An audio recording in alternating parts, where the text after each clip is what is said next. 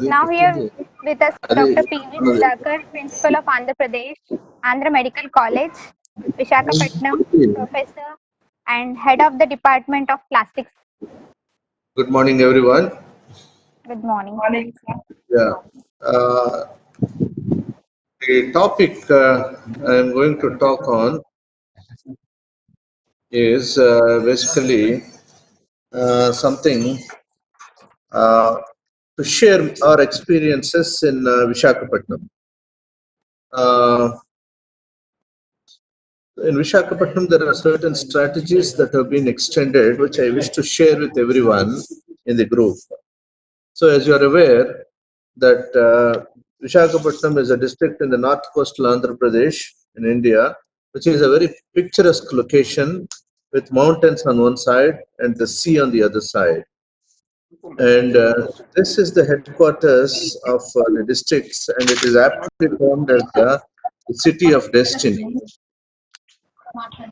So, Vishakhapatnam is a city, is a very unique in its multilingualistic and the cosmopolitan culture with 250,000, that is 2.5 million population, and the citizens are so diverse yet they're highly disciplined.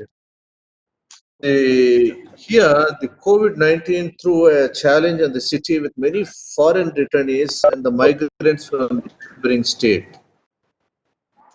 The timely, multi-pronged approach envisaged by the district collector as well as the state government with the able assistance of 20 different robust committees in implementing these strategies have proved successful.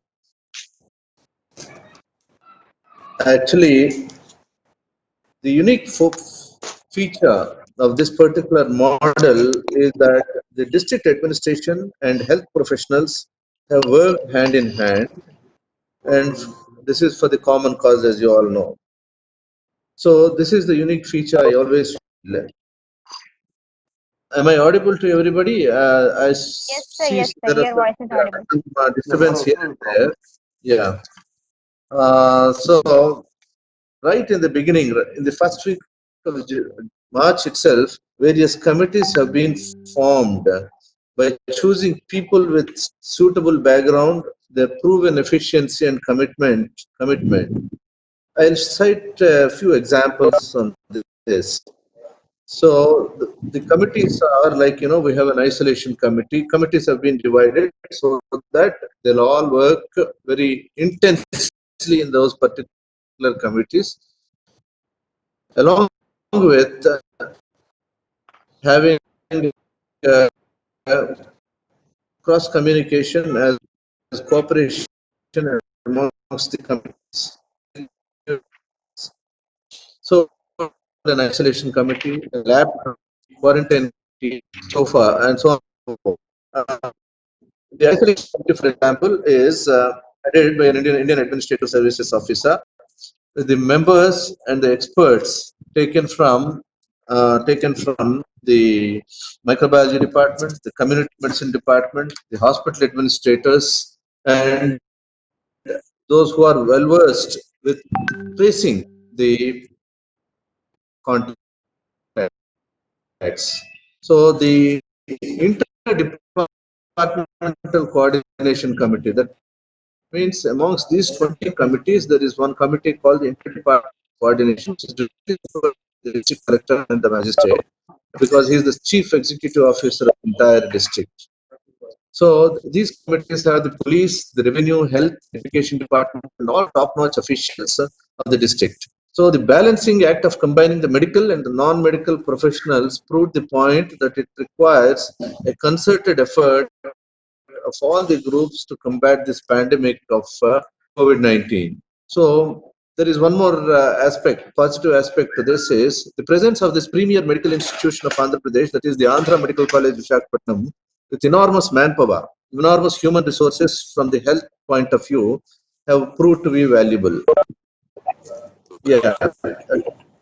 The doctors, starting from the junior resident to the professors level, have worked as a team to obtain the optimum results over here. So the strategies basically adopted can be summarized as the surveillance of the foreign returnees. That was the first strategy that has been adapted, because even before 22nd of March, about more than 3,000 foreign returnees have come to Vishakhapatnam, and they all have been identified. They have been segregated into two groups. Group one is those who are from the urban area, and the group two is the group which is from the suburban as well as the rural areas. And the foreign returnees, those who have come, they were all tested on arrival, and they are all mapped to one junior doctor. So in the urban area, for example, we have more than 2,000 these foreign returnees, and 200 junior doctors were employed to and mapped with them, so that they'll take care of their health in the first hour every day. And if they find that there are if they develop any symptoms, 10 of the junior doctors are tagged to one pulmonologist. So the pulmonologist will give his valuable advice directly to the patient through this particular, keeping the junior doctors in the loop. So the people, the foreign returnees who have developed the symptoms, they were isolated and tested again. So the foreign returnees, those who are in the suburban and the rural areas, they have been identified and mapped with the primary health centers, and the same protocol is followed amongst them also. So that is the way in which the foreign returnees are taken care of. So that is the action number one. Then we have developed what are called the rapid response teams. So the entire city of Vishakhapatnam has been divided into 20 different divisions. Each division is provided with an ambulance and a team consisting of a doctor, an associate professor of the associated professor or an assistant professor cadre, a paramedic, and a town planning officials who is working round the clock. The main objective of this is we have kept what is called a command control in the collector office, to which people from various parts of the city, they can give a complaint online. They can telephone and tell them the problem.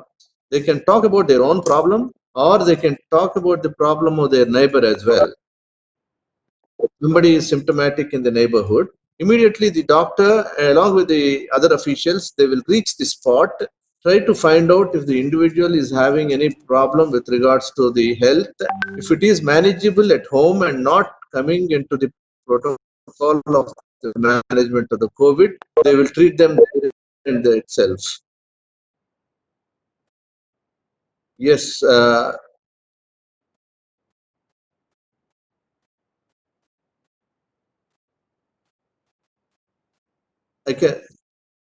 can see Mr. Srivastava trying to say something. Can I go forward, or should I wait here? Sir, you can continue, sir, and ask him. Yeah, sure.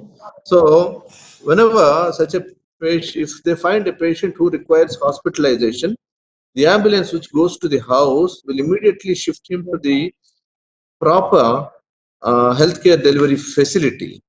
So here we have divided the healthcare delivery facilities into different groups. People with mild symptoms will go to a designated hospital. People with people requiring respiratory care will go to the Samada hospital, and there they will be alerted immediately, and the patient will be admitted, and the testing will be done. So all those patients who have severe acute respiratory illness, what we call the SARI, or those who have influenza-like illness, ILI patients, they'll all be admitted and tested.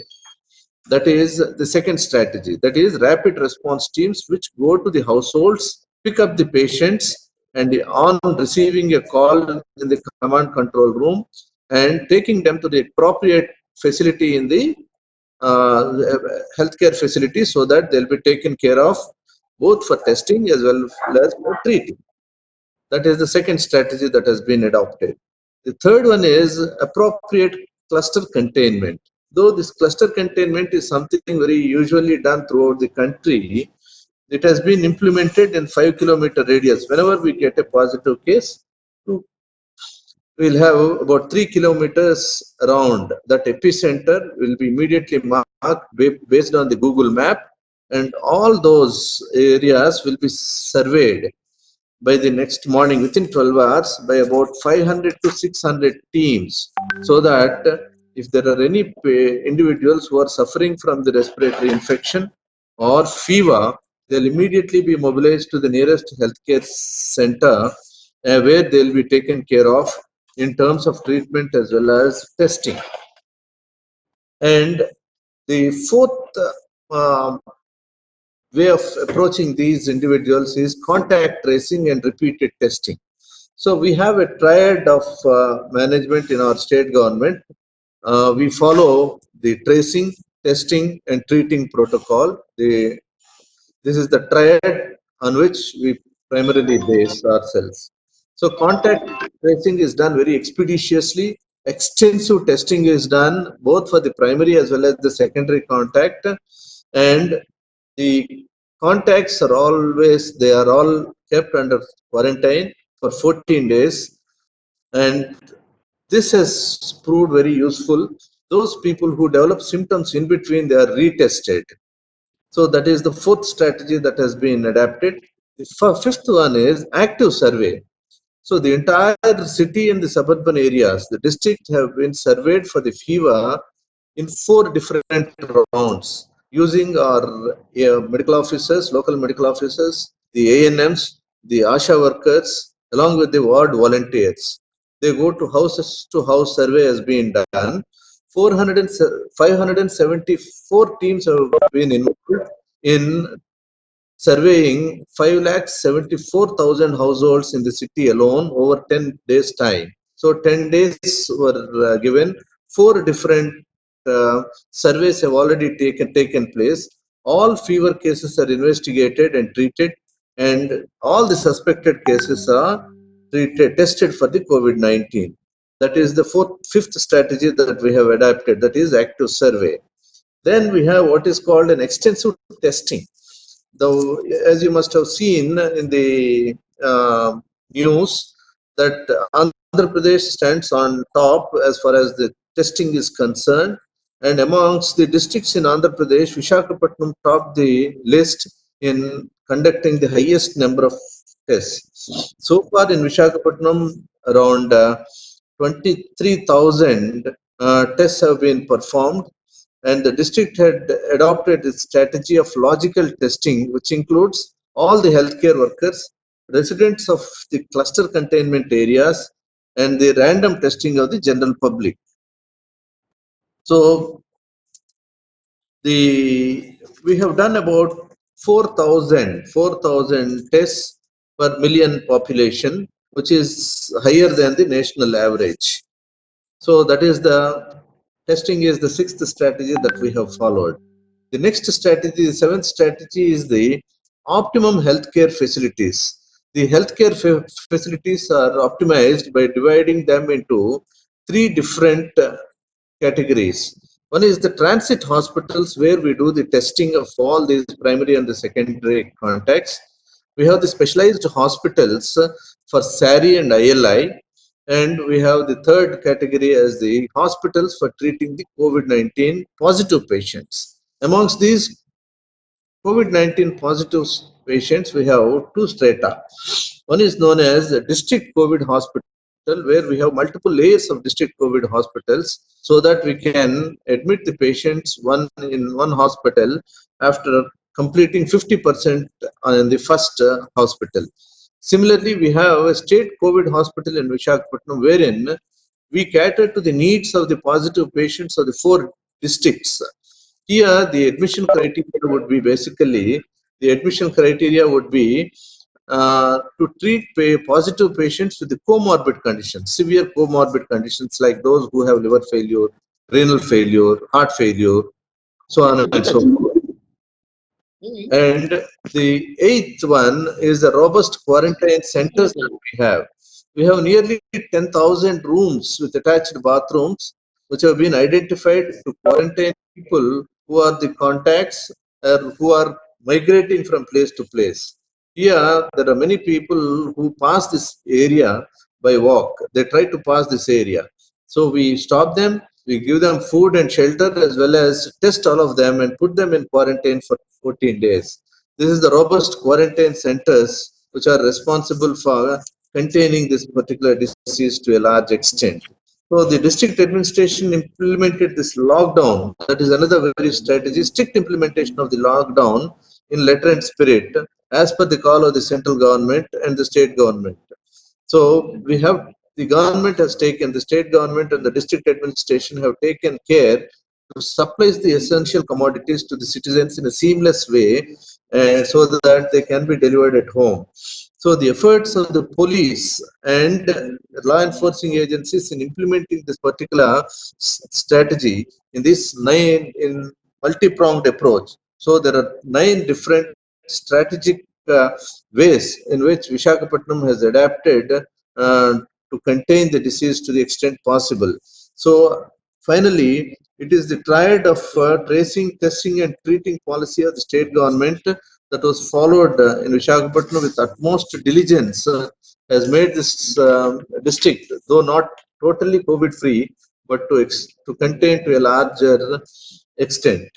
And the uniqueness of the medical as well as the district administration and medical fraternity working together has made this possible.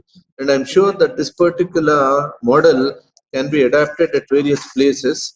And with the newer challenges coming, with the more and more people coming out to reach their destinations, particularly those people who are in the working labor in the various other states, is posing the newer challenges, and we are coping with that by adapting these strategies, particularly the quarantining them and testing them very extensively. So this is from my side, and if there are questions by anybody, I wish to answer them, to share some of my experiences, and at the same time to take some of the suggestions from the people who are in the loop. Thank you very much. Thank you, sir. Thank you. Thank you, sir. As nobody, do anyone have any questions, you can kindly ask them. If not, we can proceed with the next speaker.